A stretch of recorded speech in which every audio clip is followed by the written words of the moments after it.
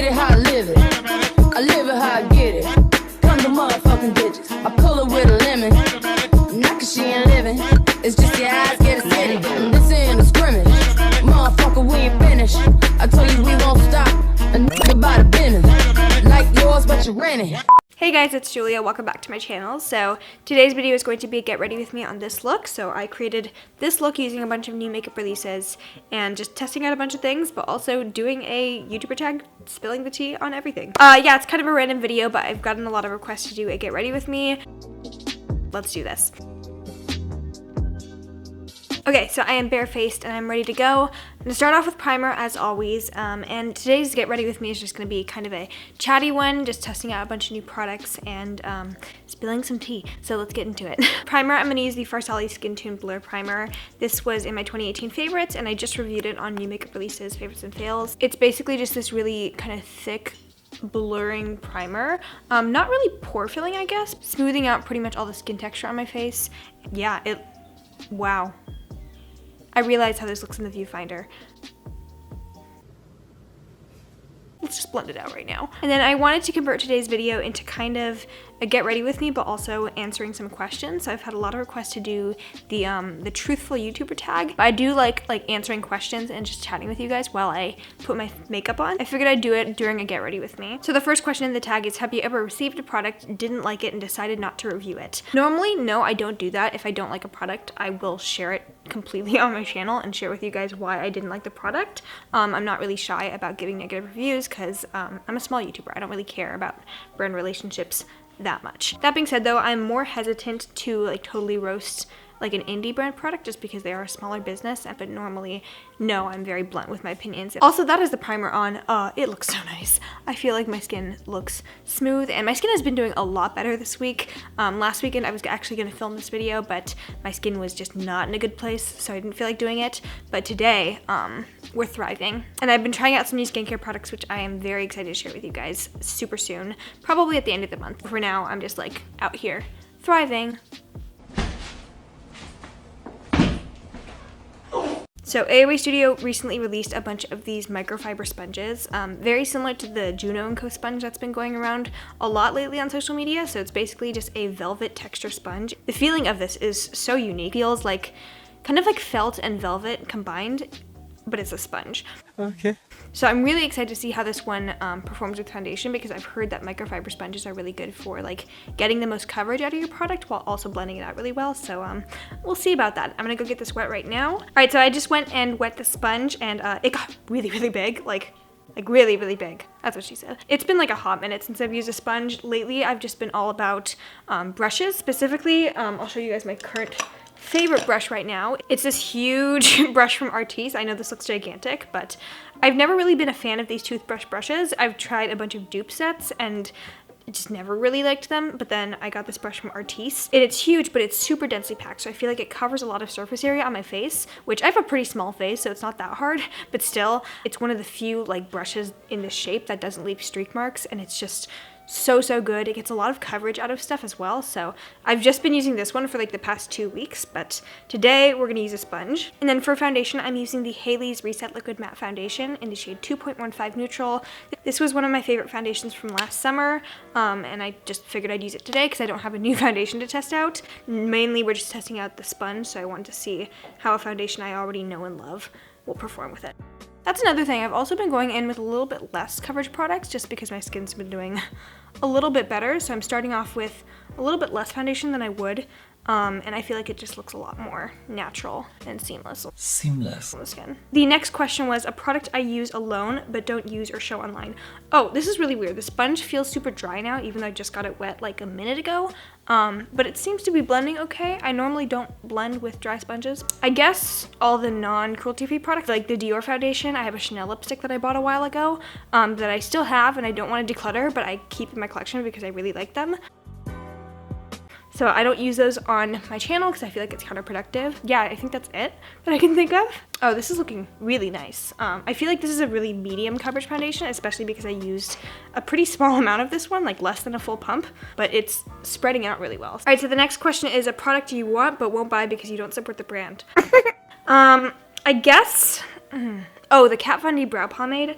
I really like that one. I think that released directly before the whole thing went down. So I was trying that out. It was a really good product. I had a sample of it, but then I just didn't want to buy it. But I really liked the formula of that one, and the packaging was beautiful. I think she does a really nice job with like the aesthetic of her brand. I guess like Lime Crime, because I like my credit card information. Oh, and Shop Hash. All right, so that is the foundation applied evenly. I used, as you saw, like a pea-sized amount, like half a pump of foundation, and it spread really nicely.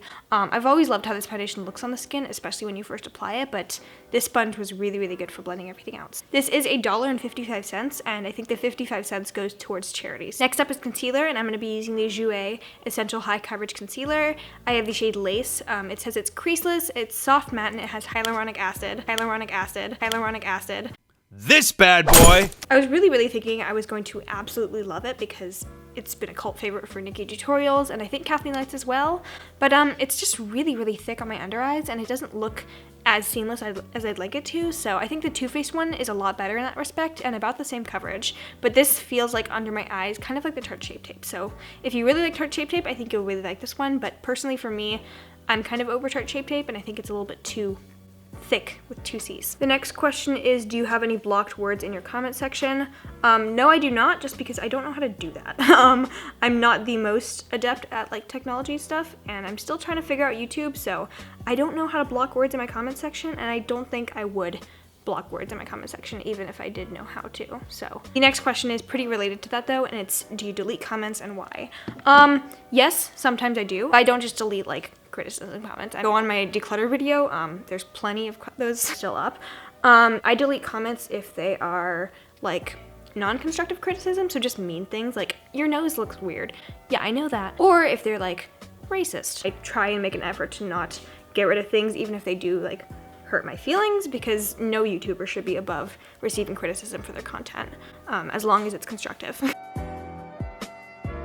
So that is the concealer all evened out. I think it blended okay, and it doesn't look super heavy right now, but it is one of those concealers I do have to kind of set in with powder. There's a few concealers out there that I don't need to set, but this one I do. And I don't know, I'll zoom you guys in so you can see what it looks like right now under my eyes. I don't think it looks bad, but it doesn't look like the most perfect seamless thing, and I thought it was gonna be like that. All right, so to set that in, I'm gonna go in with my Laura Mercier translucent powder. And I've actually been trying out this thing where I only set my under eyes, maybe just a tiny dusting of powder on my forehead. I'm just doing a really light bake. I'm not like packing on like 3 pounds of powder under my eyes. Very lightly setting that in, and hopefully it'll just even out to be nice and velvety. But this sponge seems to be picking up powder in a really nice way. I am really concerned about this sponge being hard to wash though, because I like to wash my sponges after every use, and I don't know how I'm gonna be able to get the foundation out of here. So hopefully it proves to be pretty hygienic. The next question is, do you block people? I really try not to. I'm very anti-censorship in like everything I do, so I don't like having to block people. The only people I block on YouTube are the ones who like post links to scams in my comments. So like if you've ever seen those like spam comments where it's like, click here to get a free iPad, I'll delete and block those users because they're trying to scam people, and that's not okay. But yeah, even if you leave a hate comment, you're not gonna get blocked because you give me interaction. The next question is, have you ever lied about a product to stay on good terms with the brand? No. Next, I'm gonna contour, so Precious when you smile. I'm gonna use my new Charlotte Tilbury FILMSTAR Bronze and Glow Face Sculpt and Highlight. So in here, there's kind of like a coolish toned contour powder and then a highlighter. I really love the contour in here. This is a beautiful shade, and it's a little bit warmer of a contour, but it still looks so natural on the skin, and it's just perfect for like nice model high cheekbones. So I really like this one a lot. And then the highlighter is beautiful for a more subtle day. I think it's a really good match for my skin tone, and it's a bit more subtle than I'm going for today, but I'm gonna use the contour in here. Also, the mirror is so good. Wow. Before I start though, the next question is, have you ever initially liked a product when you reviewed it and then changed your mind and didn't let your audience know? Of course, there have been products that I've like kind of changed my mind about, especially as I've used them more. So I'm actually thinking about doing a video called like products I changed my mind on, because there are a few, and I really try to test products thoroughly before I review them, just so I have like a full opinion on them. But yeah, there are a few products that I've tried before given a positive review to, and now I wouldn't say I feel negatively about them, but I would say that I just like have found a few more flaws in them that have kept me from using them as much as I thought I would when I first reviewed them. So I can think of a few things that come to mind, but I guess I'll just have to make that video of products I've changed my mind about. But in the meantime, will you look at that cheekbone though? Onto bronzer, I'm gonna use my Colourpop Press Powder Face bronzer in the shade Private Party. It's a really nice neutral color, kind of similar to the Marc Jacobs Coconut Bronzers. So if you're wanting a good like powder dupe for that one, this is a really, really good option, and I think Colourpop does an amazing job with the formula. But an even cheaper version of this would be the e.l.f. Fiji Matte Duo Bronzer. You get a blush and a bronzer in there for $4, and perfect dupe as well. Next question asks, influencer you don't trust. Oh my god. I don't want to burn any bridges here. I guess Laura Lee? Anyone who promotes like a scam makeup brush site called Kenza Cosmetics. And then the next question is kind of like on the flip side of that, influencer you trust the most. Samantha Ravindal, hands down. She gives really raw, honest reviews, and she's not afraid. I love her content. I think she's hilarious, very trustworthy, and I just like love her work. Robbie DeChristie as well, on the same flip side of that. They're both really, really good. I love their content, and I love their really raw and honest opinions. And then like of the bigger YouTubers, I feel like Kathleen Lights is very blunt with her opinions as well, and she doesn't like sugarcoat things. And Desi Perkins as well. I think she does a really great job with keeping it real, honey. Oh, Abby Williamson, hands down, my favorite. My favorite. I'm going to use the Colourpop BRETMAN Rock collaboration in the shade Ooh She's Blushing. It's a matte Super Shock blush, and it's like bright red. So as a super pale person, this could be a little bit precarious, but I'm going to go in with a light touch. And I really love like bright, vibrant blushes like this. I feel like they show up really well in the skin. And this could be really beautiful on deeper skin tones as well. Next question asks, secret tips or product application you don't show on camera. Nothing really. I guess like sometimes I skip doing my brows on camera. I try not to do that anymore. But like it's not like it's a secret, because you can see that I've done my brows, and I just like don't like doing them on camera because I spend a long time on my brows and they take a while, and also I mess up a lot on them. So I guess sometimes I skip that in my tutorials, but other than that, I don't really have any like products or secrets that I keep from you guys, because like that's the purpose of a beauty YouTube channel. Woo! Okay. I went ham. I guess in the spirit of like not being secretive, I'll do my brows on camera right now. And for once in my life, not using the ABH dip brow. I'm gonna use the MOIRA eyebrow gel in the shade Ash Brown. They sent me a few of these, and I've been using this one, and it's really, really good. Very creamy in texture, and it blends really easily. And then the next question is, have you ever showed one product but you were actually using another? Like, how would you even do that though? Because I feel like that's so much more effort than I'd be willing to put in to like use one product to make it seem like I was doing a really good job but actually using something else. No, that's just like a level of extra that I'm not willing to go to.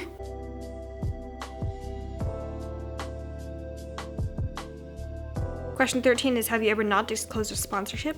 No. I mean, you can't really do undisclosed sponsorships if you don't get them, you know what I'm saying? 14, have you ever had a bad interaction with a brand? Yeah, Shabush.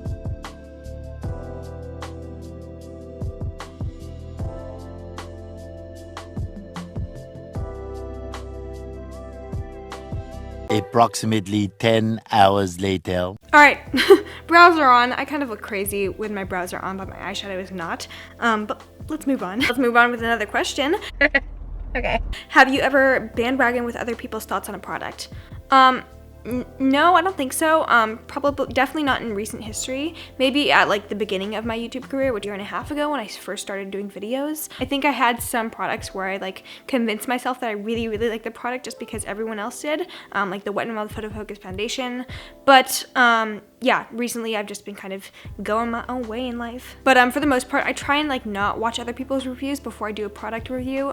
So like for the James Charles palette, I didn't watch any reviews, develop my own thoughts on a product rather than just jumping on the bandwagon. So, but I probably did in the past. For highlighter, I wanted to use the Fenty Beauty Diamond Bomb highlighter in How Many Carats, but I mentioned I don't like this one as a highlighter on its own. I like it as a topper. So first I have to put down a nice like bright highlighter underneath, and then I put this one on top, and it just brings it to the next level. So I'm gonna layer this one with the OFRA highlighter in Pillow Talk. This is already super blinding, but I feel like this is like icy, and this will bring it to like the wet look, which I think is really pretty. So I'm gonna go in with this one first. Pillow Talk is kind of like a pinky toned icy highlighter. Very, very bright and very blinding. Question 16 is things other creators do that get on your nerves. Like, I have no problem with sponsorships or affiliate codes, or do you? Go get that bag, honey. go get your bread. But just be honest with the people who watch you. That's the least you can do. Also, people who sell their PR. Alright, so we've got that bright, poppin', blinding OFRA highlighter on. They can look really like icy and stark on the skin, and I like adding the Fenty one on top to just kind of take that icy look to a wet, glimmery look. So it's Fenty time. This one is a very like stark white glittery highlighter, and I'm not a huge glittery highlighter person, but this one can work in certain contexts. It's just not perfect all the time. Weirdest brand interaction or pitch ever. One time I had this brand contact me with this beautiful, elaborate pitch email, and then I looked at what the product was. It was a vaginal lightening cream. Alright, so now is the time to do the eyeshadow look, and I'm actually going to be using the P. Louise Secret Sinner palette, which the video before this one should have been the full review of this. So the tutorial in here that I'm doing for this eye look is actually going to be inside that video. So if you want a more in-depth like talk through of how I created this look with this palette right here, go ahead and watch that video because that will have the tutorial in there. But in here, I'm just going to create the eye look and show you guys how I do it. So I'm going to start by priming my eyes with the P. Louise RUMOUR eyeshadow base in the shade 0.5. The thing P. Louise recommends you do with your eyeshadow base is do a like kind of tapping motion. You'll see her doing this on her Instagram.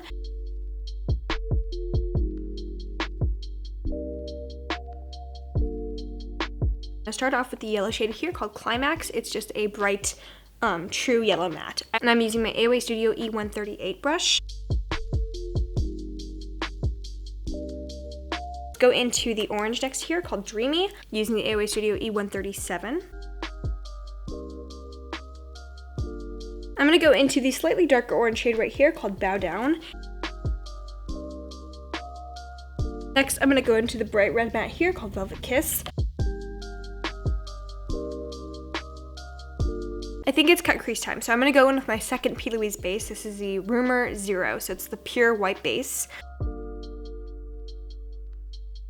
Set in the eye base with a little bit of Laura Mercier.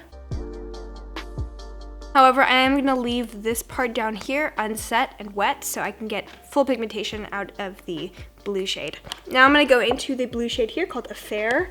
It's a beautiful like bright teal shade, super bright, and I'm gonna use the AOA Studio E139 to pack this one on right here in the outer corner. And add on some of this purple right here. Yeah, I'm into it. I'm into it. Oh, that's hot. That's hot. I'm done with this look, and I'm going to finish on this side, and then we're done with the eyeshadow. I'm going to go in with that same brush and go back into the teal shade called Affair.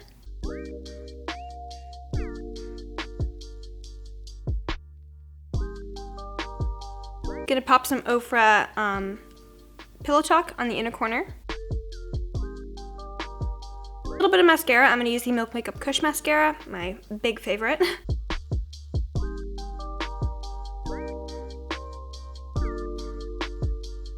And for lashes, I'm gonna use my Pure Pro eyelashes in the style Bombshell. Took me a minute, but I got there. I've been using the Pure Lash Glue lately. It's really, really good. Kind of like the House of Lashes lash glue, but less sticky, I guess. So I notice a lot less residue in my eyelashes after I use this one, so I think this is my new favorite. Oh, that makes such a difference. I feel like the really dramatic color switch in the eyeshadow is really carried by the lashes, so it just looks a lot more less insane. LOL, so I wasn't recording for the past 30 seconds, but I'm going to be using the Kylie Cosmetics Kristen liquid lipstick, or lip kit. So I just lined my lips with a lip liner, and now I'm going to go in with a matte liquid lipstick. I don't know if Kylie just reformulated her lip products, or if it's the same thing, and I'm just better at tolerating drier liquid lipsticks, but these are so good. Like, the formula is so much better than I remembered it to be. They are very, very pigmented, and as a result can be a little bit harder to like remove and stuff. But the formula is so thin on the lips and just really, really nice. It lasts super well throughout the day, and it doesn't like crack. Oh, yeah, that color. All right, so this is the completed look. I'm gonna go pop on an outfit and then film the intro and the outro of this. Alright guys, so that is the completed look. I hope you guys enjoyed this Get Ready with me. I had a lot of fun just like chatting with you guys, spilling the tea, and trying out a bunch of new products. So I hope you guys enjoyed this one. I will be updating you guys on some of the products in my new makeup releases, favorites, and fails for the end of January. But if you like this video, please give a thumbs up. Make sure you are subscribed down below, and also make sure you follow me on Instagram to see makeup looks like this one, posted pretty much almost no, not every single day. And if you made it to the very end of this video, thank you guys so much for watching. Bye. What if I'm the mom? That's my opinion!